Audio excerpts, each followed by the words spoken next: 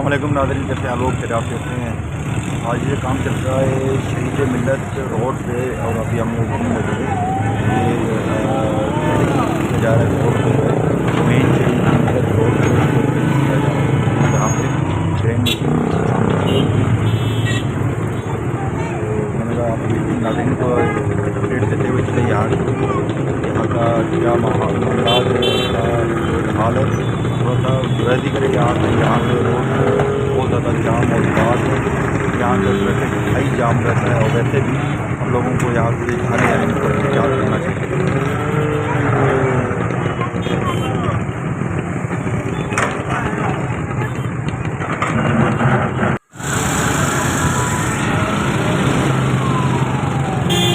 अभी आपको जो है रोड दिखाऊंगा कि रोड की जो ट्रैफिक है, ट्रैफिक की सूरत हाल देखें, सूरत हाल इस तरह ख़राब और लोग जो है परेशान।